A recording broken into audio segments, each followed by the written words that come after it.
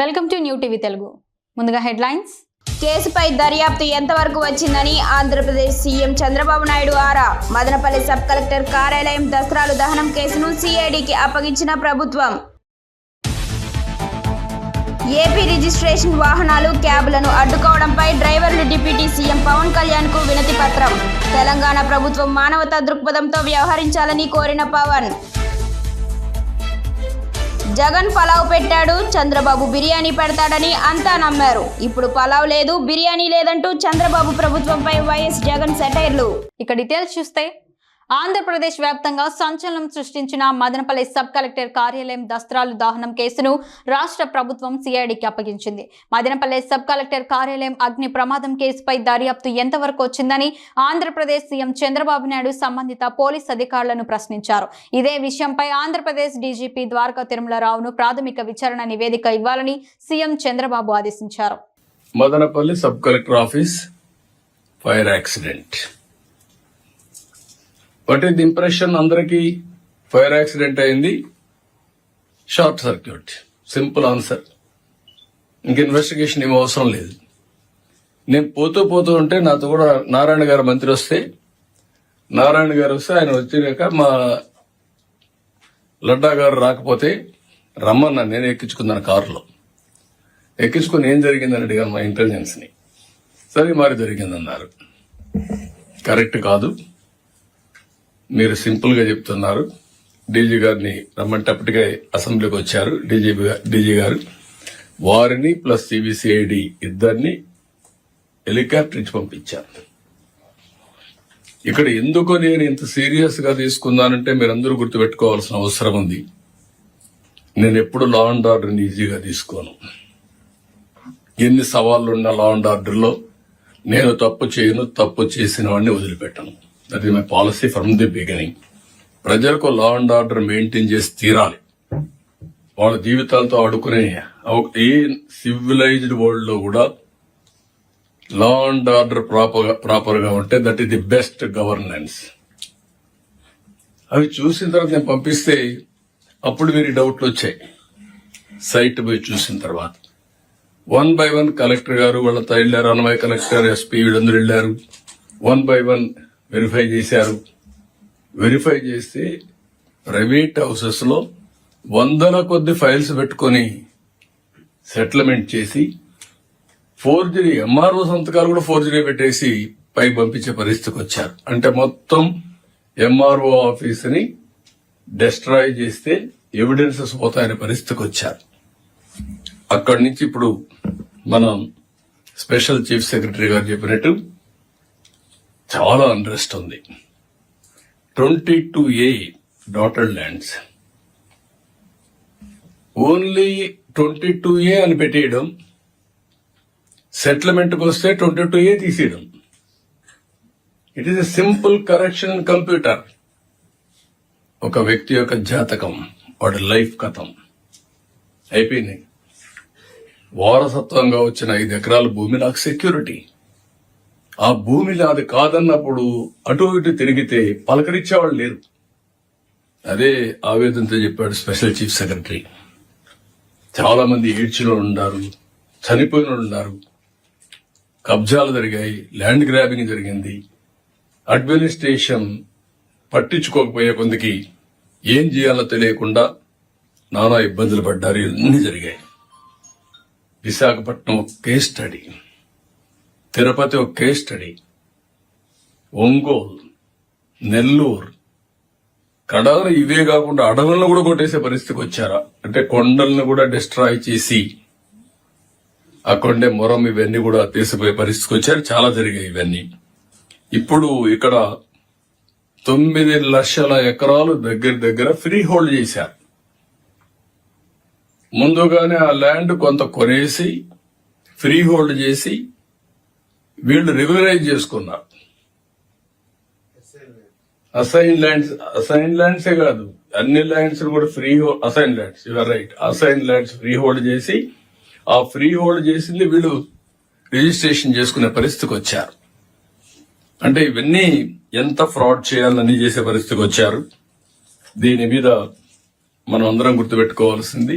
ఉమ్మడి రాజధాని గడువు ముగిసిన తర్వాత హైదరాబాద్ లో తిరుగుతున్న ఏపీ రిజిస్ట్రేషన్ వాహనాలు క్యాబ్లను అడ్డుకోవడంపై పలువురు డ్రైవర్లు డిప్యూటీ సీఎం పవన్ కళ్యాణ్ కు వినతి పత్రం సమర్పించారు. డ్రైవర్ల సమస్యలను విన్న పవన్ తెలంగాణ ప్రభుత్వం మానవతా దృక్పథంతో వ్యవహరించాలని కోరారు. ఇక్కడున్న ఆంధ్రప్రదేశ్లో డ్రైవర్స్ మీరందరూ సో అది ఉమ్మడి రాజధాని అని చెప్పి మీరు అటు వెళ్ళిపోయారు, హైదరాబాద్కి వెళ్ళిపోయారు. ఇది మన ఉమ్మడి రాజధాని అని చెప్పి. సో మీరు ఎక్కడ మీ బేసిక్ ఈ సవారీ అంతా ఎక్కడ చేస్తారు? Hyderabad local sir. మొత్తం ఎంతమంది ఉన్నారు మీరు? మన మోటార్ ఫీల్డ్కి ఒక 2000 మంది ఉంటాం సార్. తెలంగాణ ప్రభుత్వానికి కూడా నా విన్నపం, దాదాపు 2000 మంది ఆంధ్ర డ్రైవర్స్ ఉమ్మడి రాజధాని పరిధిలో ఆల్ ఇండియా పర్మిట్ తీసుకొని తెలంగాణ టెంపరీ పర్మిట్ తీసుకొని ట్యాక్సీలు నడుపుతూ ఉన్నారు. దాదాపు ₹1,00,000 ఈ లోన్ తీసుకొని పోస్ట్ మన ఉమ్మడి రాజధాని టైం అయిపోయింది అని చెప్పి అక్కడ స్థానికంగా ఉన్న వేలాది ఆంధ్ర డ్రైవర్లని ఇబ్బంది పెడుతున్నారు. సో అంటే ఇది నాకు రాత్రి నా దృష్టికి వచ్చింది, ఇప్పుడు నా దృష్టికి వచ్చింది. నా అపీల్ టు తెలంగాణ గవర్నమెంట్కి, అలాగే తెలంగాణ డ్రైవర్స్ సోదరులకు కూడా నా విన్నపం, ఆంధ్ర డ్రైవర్ ప్రతినిధులు కూడా మీ పొట్ట కొట్టాలని కానీ, తెలంగాణ డ్రైవర్ సోదరులు పొట్టలు కొట్టాలని కానీ, వారి కుటుంబాల తాలూకు ఆ సంపాదనని దెబ్బ కొట్టాలని కూడా ఎవరికి ఉద్దేశం లేదు. కానీ ఉన్న పరిస్థితుల్లో ఇప్పుడు మన ఉమ్మడి రాజధానికి ఉన్నాం కాబట్టి ఉన్న పరిస్థితుల్లో వాళ్ళు లోన్లు తీసుకొని బండ్లు నడుపుకుంటూ వెళ్ళారు, ఇంకా నడుపుకుంటూ ఉన్నారు. నడుపుకుంటా ఉంటే ఈ పరిస్థితుల్లో మనకి గొడవలు దేనికి? నా అప్పీల్ టు తెలంగాణ డ్రైవర్ సోదరులకు కూడా నా అప్పీల్ ఏంటంటే, తెలంగాణ సంక్షేమం కోసం, తెలంగాణ బాగు కోసం కోరుకునే వ్యక్తుల్లో నేను చాలా బలమైన వ్యక్తిని. ఆంధ్ర రాజధాని కూడా ఇక్కడ బలంగా ఎందుకు ఉండాలి, లేదంటే ఆంధ్ర అభివృద్ధి ఎందుకు ఉండాలి అని ఎందుకు కోరుకుంటున్నానంటే, భవిష్యత్తులో ఇలాంటి రాకూడదనే, ఉత్పన్నం అవ్వకూడదనే నా కోరిక. అందుకనే ఆ పరిధిలోనే మేము చేసుకుంటా వెళ్ళిపోతూ ఉన్నాం. 1-2 లక్షలు లోన్లు తీసేసుకున్నాం. మాకు కనీసం కొంత సమయం కావాలి లోన్ తీర్చడానికి. ఇక్కడ నిజంగా నేను మాటిస్తున్నాను తెలంగాణ డ్రైవర్ సోదరులందరికీ, ఒకసారి ఇక్కడ రాజధాని పనులు మొదలవగానే అందరికీ కూడా ఇక్కడే పనులు ఎక్కువ ఉంటాయి. మీ అందరికీ కూడా మనస్ఫూర్తిగా, ఎందుకంటే మనందరం కార్మిక సోదరులందరూ బాగుండాలి, వారి కుటుంబాలు బాగుండాలి, మీ కుటుంబాలు బాగుండాలని కోరుకునేవాడిని. సో ముందస్తుగా నా విన్నపం, క్యాపిటల్ పరిధిలో ఉన్న, హైదరాబాద్ పరిధిలో ఉన్న తెలంగాణ డ్రైవర్ సోదరుల సంఘాలందరికీ కూడా నా విన్నపం ఏంటంటే, ఇది కొద్ది కాలం కొంత సహనంతో భరించండి. మీరు వేరు, మేము వేరు కదా, మనందరం ఒకటే కాదు. ఈ పరిధిలో నేను అర్థం చేసుకోగలను, కొంచెం మాకు సమయం ఇవ్వండి. పాపం డ్రైవర్ సోదరులకి, ఆంధ్ర డ్రైవర్ సోదరులకి కొంచెం సమయం ఇవ్వండి. సమయం ఇవ్వమని కోరుకుంటాను ముందస్తుగా. అలాగే తెలంగాణ ప్రభుత్వ సహకారాన్ని కూడా తెలంగాణ రోడ్ ట్రాన్స్పోర్ట్ డిపార్ట్మెంట్ కూడా నేను కోరుకుంటా ఉన్నాను. దయచేసి మీ పరిధిలో, మీ దృష్టిలో పెడుతున్నాను. అలాగే నా తరపు నుంచి కూడా నేను కన్సర్న్ మినిస్ట్రీ కూడా నేను లెటర్ రాస్తాను. Thank you. టీడీపీ హయాంలో నిర్మించిన భవనాలు, రోడ్ల నిర్వహణను వైసీపీ ప్రభుత్వం పట్టించుకోలేదని మంత్రి పి నారాయణ అన్నారు. రాజధాని అమరావతిలో ప్రత్యేక పూజల అనంతరం ఈ రోజు జంగిల్ క్లియరెన్స్ పనులను ఆయన ప్రారంభించారు. సుమారు 24,000 ఎకరాల్లో జంగిల్ క్లియరెన్స్ చేపడతామని, నెలలోపు ఆ పనులు పూర్తి చేస్తామన్నారు. నిర్మాణంలో ఉన్న భవనాల నాణ్యతను ఐఐటి హైదరాబాద్, ఐఐటి చెన్నై నిపుణులు పరిశీలించారని, వారు ఇచ్చిన నివేదిక ఆధారంగా ముందుకు వెళ్తామని చెప్పారు.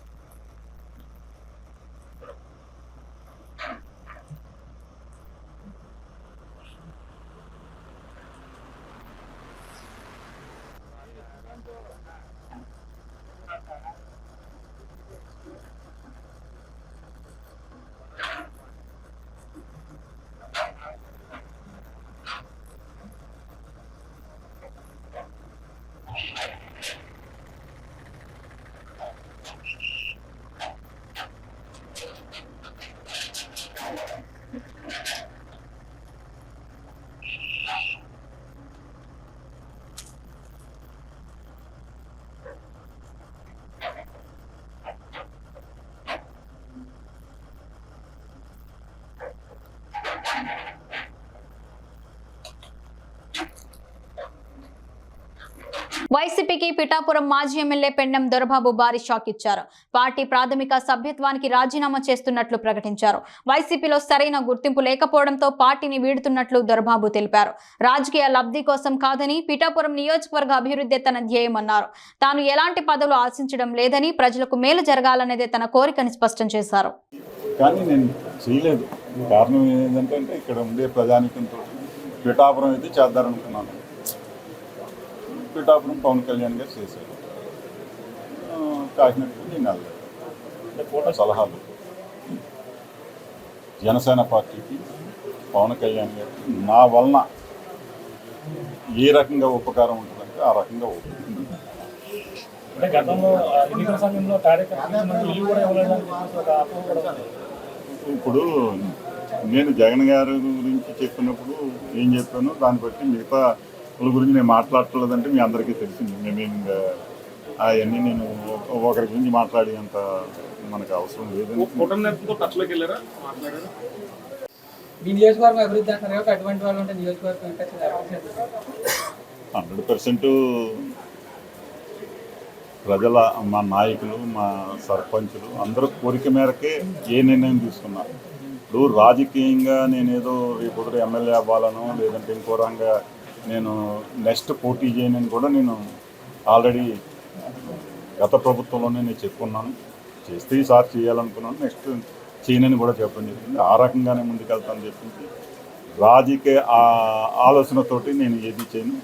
నాకుండే పిఠాపురం నియోజకవర్గ ప్రజలు, ఇక్కడ ఉండే నాయకులు, కేడరు వీళ్ళందరూ అభిష్టం మేరకు నేను ముందుకెళ్తాను. పెత్తనాలు చేయాలను, రాజకీయంగా నేను ఏదో చేయాలని కాదు. ఇక్కడుండే ఎవరైతే ఇన్నాళ్ళు నాతో ప్రయాణం చేసిన కేడర్ని కానీ ప్రజలను కానీ వారికి ఇబ్బంది లేకుండా వీరిని సమన్వయం చేయడానికి ఎవరన్నా ఉంటారు, 2-3 నాకు శత్రువులు ఉండకుండా ఉంటారు కదా. వాళ్ళు ఎవరికన్నా ఉంటే నేను సమన్వయం చేస్తాను. వాళ్ళని వీళ్ళని కూడా కలిపి ముందుకి. మంగళగిరి ప్రజల సమస్యలు తెలుసుకుని వారికి అండగా నిలిచేందుకు మంత్రి నారా లోకేష్ చేపట్టిన ప్రజా దర్బార్ కష్టాల్లో ఉన్న ప్రజలకు స్వంతన కలిగిస్తోంది. ప్రతిరోజు వందల సంఖ్యలో ప్రజలు ఎటువంటి ఆంక్షలు లేకుండా నేరుగా ఉండవల్లిలో యువనేతకు తమ సమస్యలు చెప్పుకుంటున్నారు.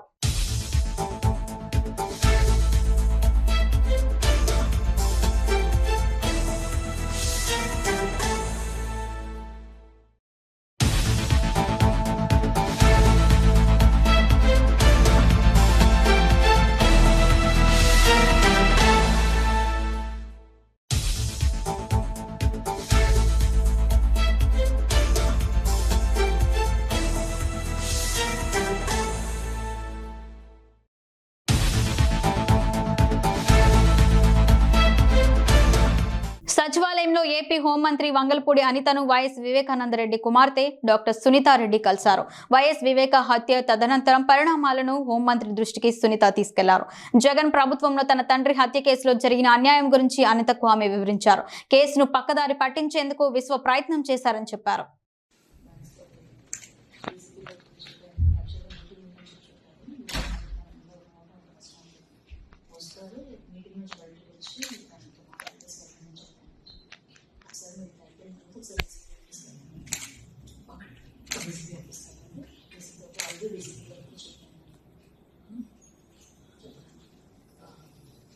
తెలంగాణ రాష్ట్ర పుట్టుకకు అస్తిత్వానికి కారణమైన పార్టీ బీఆర్ఎస్ అని ఆ పార్టీ నేత బాల్క సుమన్ అన్నారు. తెలంగాణ రాష్ట్రం కోసం 14 ఏళ్ల పాటు పోరాటంతో పాటు 10 ఏళ్లు అభివృద్ధి చేశామన్నారు. తెలంగాణ అంటే ఇష్టం లేని వాళ్ళు ఎలాంటి ప్రచారం చేస్తున్నారని మండిపడ్డారు. రాష్ట్రంలో ఏం నడుస్తుందంటే ఇందిరమ్మ రాజ్యంలో రేవంత్ రెడ్డి కుటుంబ పాలన నడుస్తున్నది అనేది చాలా స్పష్టంగా కనబడతా ఉంది. ముఖ్యంగా మీరు చూసినట్టయితే గతంలో మా ప్రభుత్వంపై అనేక రకాలుగా ఇష్టం వచ్చినట్టుగా కుటుంబము అని చెప్పి విమర్శలు చేసినటువంటి రేవంత్ రెడ్డి ఇవాళ మొత్తం ఆయన కుటుంబ సభ్యులను, ఆయన అన్నదమ్ములను అందరినీ కూడా తెలంగాణ రాష్ట్రం మీదకి వదిలేసిండిగా ఒక దుర్మార్గమైనటువంటి సంస్కృతికి తెరలేపిండు. మరి వీళ్ళ అన్నదమ్ములకు ఏమైనా పదవులు ఉన్నాయా, అధికారిక హోదాలు ఉన్నాయా, వీళ్ళేమైనా ప్రజాప్రతినిధులా అంటే అది కూడా ఏం కాదు. ఈ సాక్షాత్తు అసెంబ్లీ కమిటీ హాల్లో జరిగినటువంటి మీటింగ్లో స్పీకర్ గారి అధ్యక్షతన అసెంబ్లీ కమిటీ హాల్లో జరిగినటువంటి వికారాబాద్ జిల్లాకు సంబంధించినటువంటి సమీక్షా సమావేశంలో రేవంత్ రెడ్డి వాళ్ళ బ్రదర్ తిరుపతి రెడ్డి కూర్చున్నటువంటి ఈ ఫోటో మీకు చూపిస్తా ఉన్నా. సాక్షాత్తు రాష్ట్ర అసెంబ్లీ కమిటీ హాల్లో స్పీకర్ గారి అధ్యక్షతన జరిగినటువంటి వికారాబాద్ జిల్లా సమీక్షా సమావేశానికి సంబంధించి ముఖ్యమంత్రి సోదరుడు ఆ మీటింగ్లో అధికారికంగా వేదిక మీద కూర్చున్నటువంటి ఫోటోను మీకు చూపిస్తూ ఉన్నా. అదేవిధంగా ఇదే ముఖ్యమంత్రి రేవంత్ రెడ్డి సోదరుడు తిరుపతి రెడ్డి గారు ఆయనకు ఏ అధికారిక హోదా లేకున్నా కొడంగల్ నియోజకవర్గంలో కళ్యాణ లక్ష్మి చెక్కుల పంపిణీ కార్యక్రమంలో వేదిక మీద కూర్చొని ఆ రోజు మా జెడ్పీటీసీ మా విద్యార్థి నాయకుడు సోదరుడు తెలంగాణ ఉద్యమంలో పాల్గొన్నటువంటి బిడ్డ మైపాల్ ఆయన అక్కడ జెడ్పీటీసీ ఉంటే ఆయన చేతుల మీదకి వెళ్ళి కాకుండా ఈయన ఒక రాజ్యాంగేతర శక్తి మాదిరిగా ఏ హోదా లేకుండా కూడా అన్నయ్య వాళ్ళ బ్రదర్ యొక్క అధికారాన్ని అడ్డం పెట్టుకొని అక్కడ జెడ్పీటీసీలను ఎంపీటీసీలను ప్రజల చేత ఎన్నుకోబడ్డ ప్రజాప్రతినిధులను పక్కన పెట్టి ఆయననే కళ్యాణ లక్ష్మి చెక్కులను పంచినటువంటి విషయాన్ని కూడా మీకు ఈ ఫోటో ద్వారా చూపిస్తా ఉన్నాం. తర్వాత ఇంకొక సోదరుడు కొండలరెడ్డి, ఈయన ఏకంగా ఒక బృందాన్ని తీసుకొని ఆస్ట్రేలియా పర్యటనకు పోయిండు. ఆస్ట్రేలియా పర్యటనలో ఈ కొండలరెడ్డి ప్రజాప్రతినిధిగా ఎన్నికైన వరంగల్ ఉమ్మడి జిల్లాకు సంబంధించిన ఎమ్మెల్యే నాయన్ రాజేందర్ రెడ్డి గారు వరంగల్ వెస్ట్ నుంచి ఆయన ప్రాతినిధ్యం వహిస్తున్నారు. ఆయనను పక్క సీట్లో కూర్చుండబెట్టి ఈయన మధ్యలో సీట్లో కూర్చున్నాడు ఆస్ట్రేలియా పర్యటనలో. మరి ఈయనకి ఏ అధికారిక హోదా ఉంది? ఎట్లా అయినా ఏ హోదాలో ఒక బృందాన్ని ఆస్ట్రేలియా పర్యటనకు తీసుకొని పోయిండు? అక్కడ ఎన్నికైన ప్రజాప్రతినిధి పక్కకు పెట్టి ఈయన అక్కడ మేయర్ సీట్లో ఎట్లా కూర్చున్నాడు? ఇదొక ఫోటో ఇవాళ ఈ పత్రిక మీడియా మిత్రుల సమావేశం ద్వారా తెలంగాణ ప్రజలకు చూపిస్తా ఉన్నాం. ఇదే కొండలరెడ్డి రాజ్యాంగేతర శక్తి మాదిరిగా వందలాది కార్ల కాన్వాయ్తో అటు కామారెడ్డి వైపు పోయినా, ఇటు కొడంగల్ వైపు పోయినా, షాద్నగర్ వైపు పోయినా, హైదరాబాద్లో తిరిగిన, రంగారెడ్డి జిల్లాలో తిరిగిన వందలాది కార్ల కాన్వాయ్తో పోలీసు సెక్యూరిటీతో ఈయన 2+2 గన్మెన్ సెక్యూరిటీతో ఎక్కడికి పోతే అక్కడ ముందర ఆయా పోలీస్ స్టేషన్ల పరిధిలోని పోలీసులు ఎస్కాట్ వాహనాల్ని సమకూర్చడం, ఈయన ఒక ముఖ్యమంత్రి మాదిరిగా ఈయన వందలాది కార్ల కాన్వాయ్తో ఈయన తిరుగుతూ ఉన్నాడు కొండలరెడ్డి. తర్వాత ఈయన ఇంకొక సోదరుడు ముఖ్యమంత్రి రేవంత్ రెడ్డికి సంబంధించి ఈయన పేరు జగదీశ్వర్ రెడ్డి. ఈ జగదీశ్వర్ రెడ్డి నిన్ననే మీరు చూసిర్రు, తెలంగాణ ప్రభుత్వము తెలంగాణ సీఎం అఫీషియల్గా ట్వీట్ చేసింది. స్వచ్ఛ బయో అనేటటువంటి ఒక కంపెనీతోని 1000 కోట్ల ఇన్వెస్ట్మెంట్కి సంబంధించి 1000 కోట్ల పెట్టుబడులకు సంబంధించి ఒక ఒప్పందం చేసుకుంది అని చెప్పి నిన్ననే ముఖ్యమంత్రి గారి కార్యాలయం నుంచి అఫీషియల్గా ట్వీట్ వచ్చింది తెలంగాణ సీఎంఓ నుంచి. అదేవిధంగా ఫోటోలు కూడా వాళ్ళు రిలీజ్ చేశారు. ఈ కంపెనీలో ప్రధానమైనటువంటి భాగస్వామి ఎవరు? ఈ కంపెనీ ఎవరిదంటే ఇప్పుడు నేను ఈ ఫోటో చూపించిన చూడండి, ముఖ్యమంత్రి రేవంత్ రెడ్డి సోదరుడు జగదీశ్వర్ రెడ్డిది ఈ company, one of the directors. అయితే ఈ కంపెనీ ఎప్పుడు పుట్టింది అంటే 15 రోజుల కిందట పుట్టినటువంటి కంపెనీ. 15 రోజుల కింద పుట్టినటువంటి కంపెనీ 1000 కోట్ల పెట్టుబడి తెలంగాణలో ఎట్లా పెడుతుంది? అంటే ఇక్కడనే ఏదైనా ఒప్పందం చేసుకొని, ఇక్కడనే ఏదైనా అగ్రిమెంట్ చేసుకొని బయట పెడితే మీరు విలేకరులంతా మీడియా సమావేశంలో ముఖ్యమంత్రిని అడుగుతారని, ప్రభుత్వాన్ని అడుగుతారని చెప్పి అమెరికా వేదికగా ఇదేదో పెద్ద గొప్ప కంపెనీ అయినట్టు అమెరికా వేదికగా దీంతో ఒప్పందం చేసుకొని వీళ్ళు చేసినటువంటి ట్వీట్ ఇంకా సిగ్గుచేటైన ట్వీట్ ఏంటంటే దీంట్లో with 1000 crore investment the project will create jobs for 500 people and supports Telangana sustainable growth. 15 రోజుల కిందట ఏర్పాటైనటువంటి కంపెనీ అట, తెలంగాణలో 1000 కోట్ల పెట్టుబడులు పెడుతుందట, దాని ద్వారా 500 మంది పిల్లలకు తెలంగాణలో ఉద్యోగాలు వస్తాయట, అదిగా తెలంగాణ యొక్క సస్టైనబుల్ గ్రోత్లో కీలకమైనటువంటి భాగస్వామి ఉంటుందట. చంద్రబాబు ప్రభుత్వంపై వైఎస్ జగన్ ధ్వజమెత్తారు. జగన్ పలావు పెట్టాడు, చంద్రబాబు బిర్యానీ పెడతాడని అంతా నమ్మారు అని ఎన్నికల హామీలను ఉద్దేశించి జగన్ అన్నారు. ఇప్పుడు పలావు లేదు, బిర్యానీ లేదన్నారు. చంద్రబాబును నమ్ముకుంటే ప్రజలైనా నాయకులైనా అంతేనని అన్నారు. తాను అభ్యర్థిగా ప్రకటించిన బొత్స సత్యనారాయణకు మీరంతా అండగా నిలవాలని జగన్ కోరారు. పాడేరు నియోజకవర్గం నుంచి మన పార్టీ తరఫున ఎన్నిక కాబడ్డ జెడ్పీటీసీలు, ఎంపీటీసీలు అందరూ కూడా ఈరోజు అందరం కూడా ఇక్కడ కలవడం జరుగుతూ ఉంది. దాదాపుగా 85 చోట్ల పాడేరు నియోజకవర్గంలో ఈ ఎన్నిక జరిగితే మన పార్టీ తరపు నుంచి 57 స్థానాలు మనం గెలిచాం. ఈరోజు మామూలుగా అయితే ఈ ఓవరాల్ ఎమ్మెల్సీ స్థానాలు కూడా ఏదైతే జరుగుతూ ఉందో, పోటీ జరుగుతూ ఉందో, ఇందులో మామూలుగా అయితే ఎవరు తెలుగుదేశం పార్టీ పోటీ పెట్టకూడదు. నైతిక విలువలు ఉన్న ఏ పార్టీ అయినా పోటీ పెట్టకూడదు. ఎందుకంటే 600 చిల్లర స్థానాలు మనం గెలిచినాం. వాళ్ళు గెలిచింది కేవలం 200 చిల్లర స్థానాలు వాళ్ళు గెలిచినారు. మనకు వాళ్ళకు మధ్య తేడా దాదాపుగా 387 స్థానాలు వాళ్ళకు మనకు తేడా ఉంది. గెలిచిన వాళ్ళంతా కూడా మన పార్టీ గుర్తు మీద, మన పార్టీ జెండా మీద గెలిచిన వాళ్ళు. వాళ్ళ సైడ్ అయినా అంతే, మన సైడ్ అయినా అంతే. మరి అటువంటప్పుడు మెజారిటీ లేనప్పుడు ఎవరైనా కూడా పోటీనే పెట్టకూడదు. మామూలుగా మీ జగనే ముఖ్యమంత్రి స్థానంలో ఉండి ఇటువంటి పరిస్థితి కనుక ఉంటే, వాళ్ళకే కనుక మెజారిటీ కనుక ఉంటే అసలు మనం పోటీ పెట్టుండే వాళ్ళమే కాదు. ఎందుకు పోటీ పెట్టాలి? ఎందుకు డబ్బులు ఇచ్చి కొనుగోలు చేయాలి? వేరే పార్టీ గుర్తు మీద గెలిచిన వాళ్ళను ప్రజలు వాళ్ళకు ఓట్లు వేసింది ఆ పార్టీ గుర్తును చూసి, ఆ పార్టీ పేరు చెప్పి, ఆ పార్టీ గుర్తును చూసి, ఆ పార్టీ తరపున వెళ్ళి ఓట్లు అడిగిన తర్వాత, గెలిచిన తర్వాత అటువంటి వాళ్ళను మనం ముఖ్యమంత్రిగా ఉన్నాం కదా, పోలీసులు మన చేతుల్లో ఉన్నారు, అధికారులు మన చేతుల్లోనే ఉన్నారు, డబ్బులు మన దగ్గర దండిగా ఉన్నాయి కాబట్టి ఆ డబ్బులు మనం ఖర్చు చేసి మనం ఎటువంటి పరిస్థితుల్లో అధర్మంగా అయినా కూడా మనం గెలిచాలి కదా అని ఆలోచన చేసి అదే కార్యక్రమం ముఖ్యమంత్రిగా ఉన్న వ్యక్తిగా మనం చేసి ఉంటే ఆ ధర్మమేనా? ఇది ధర్మం కాదు. చంద్రబాబు నాయుడు నైజం మాత్రం చూపిస్తానే ఉన్నాడు. ఈరోజు కూడా అధర్మంగా యుద్ధం చేసే కార్యక్రమం జరుగుతూనే ఉంది.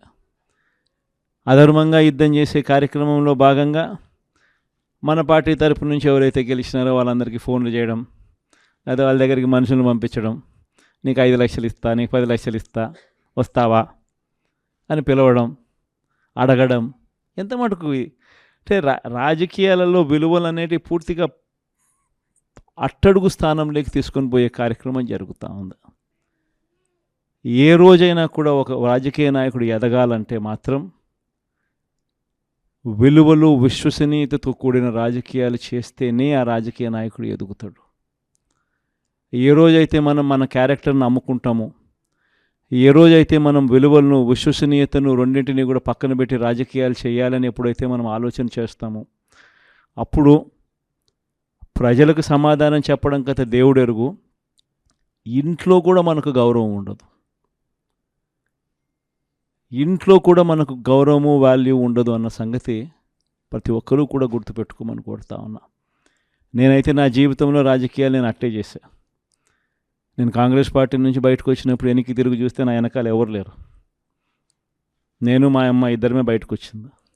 నాతో పాటు కొంతమంది ఎమ్మెల్యేలు వస్తామంటే కూడా నాతో పాటు రావాలనుకున్న ఎవరైనా కూడా రాజీనామా చేసి రావాలా అని చెప్పిన. ఈరోజు అక్కడి నుంచి మొదలు పెడితే కేవలం ఇద్దరం